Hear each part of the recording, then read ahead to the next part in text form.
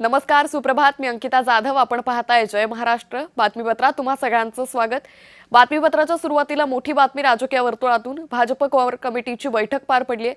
वर्षावर ही बैठक पार पडलेली आहे. मुख्यमंत्री देवेंद्र फडणवीसांच्या अध्यक्षतेखाली ही बैठक झाली आहे.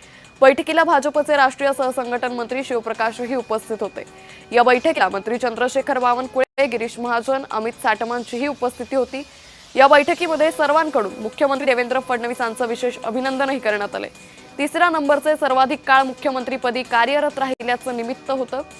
तर या सगळ्याच पार्श्वभूमीवर भाजपच्या कोर कमिटीची बैठक पार पडली आहे. या संदर्भात अधिक माहिती घेऊयात आमचे प्रतिनिधी भाग्यश्री प्रधान यांच्याकडून. भाग्यश्री, भाजपच्या कोर कमिटीची बैठक झाली आहे, काय अधिक माहिती?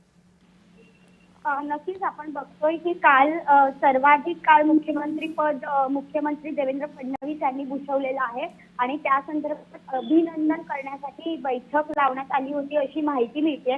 बैठकीला भाजपचे राष्ट्रीय सहसंघटन मंत्री शिवप्रकाशही उपस्थित होते. याचबरोबर चंद्रशेखर बावनकुळे, गिरीश महाजन, अमित साटमांचीही तिथे उपस्थिती होती. या दरम्यान मध्ये काही राजकीय चर्चा घडण्याची देखील शक्यता वर्तवली जाते.